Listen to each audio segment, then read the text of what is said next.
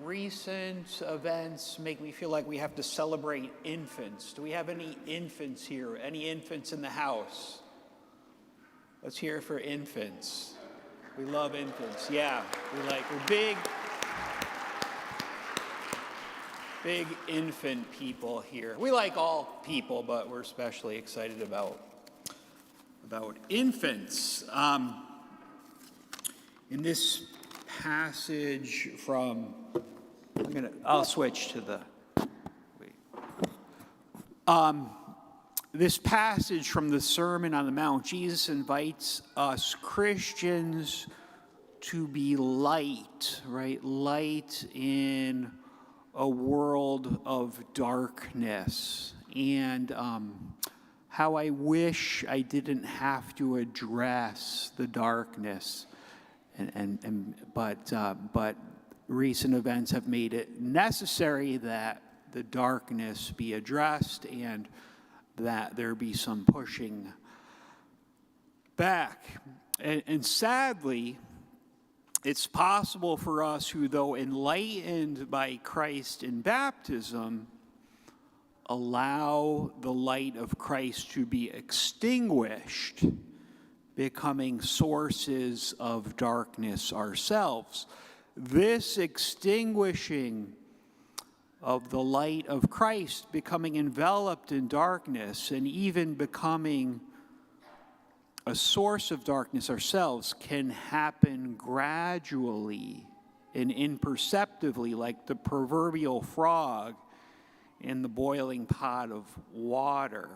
And much of this is a consequence because we don't have the spiritual discipline that the saints throughout the ages have recommended. In fact, we basically do the exact opposite, exposing ourselves to every danger spiritually, usually by way of media. But that's the state of affairs. Later, we just heard from the beginning of the Sermon on the Mount, but later in the Sermon on the Mount, Jesus touches on this reality that I'm speaking of. He says, "If then the light in you is darkness, how great is the darkness?" This unfortunate spiritual reality has been on full display over the last few weeks at our Minnesota State Capitol, when baptized Minnesotans, some of them who have the nerve to claim to be Catholic, enshrined the right of abortion in law. Such people are mistaking false gods of darkness for the one true God of light revealed by Jesus Christ.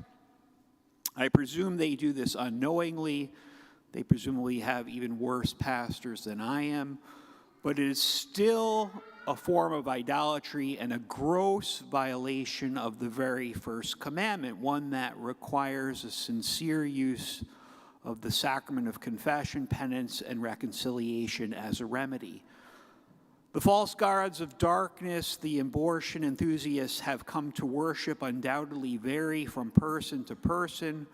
For some, it is perhaps the false god of deism. The god of deism is not the god of Christianity. The god of deism created the world like billions of years ago. He got bored with it. He's gone on a walk, and he just doesn't really care about human affairs. That's a false god. That's the false god of deism. For others, this false god is likely to be someone much more sinister, perhaps even Satan himself. Any so-called god that favors the intentional killing of unborn human beings is not the God revealed by Jesus Christ, who said, "Whoever receives one such child as this in my name receives me, and whoever receives me receives not me, but the one who sent me."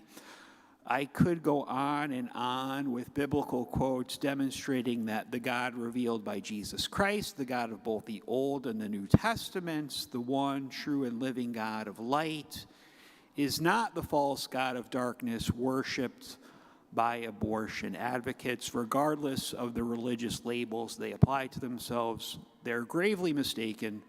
May Jesus have mercy on us all. So there is darkness.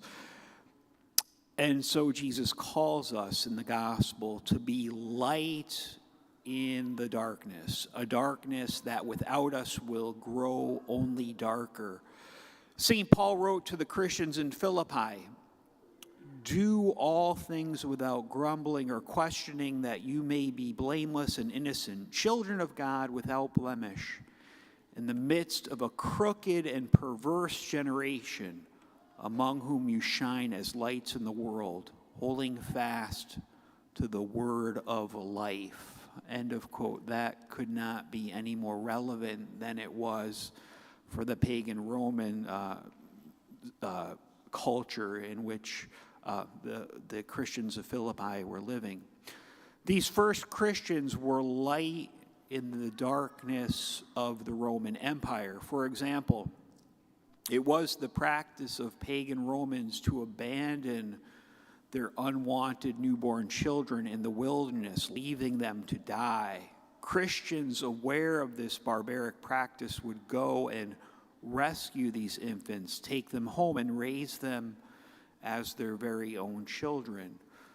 The love that these Christians had for these children was a great example to their pagan neighbors, and this light contributed to the conversion of the Roman Empire to Jesus Christ.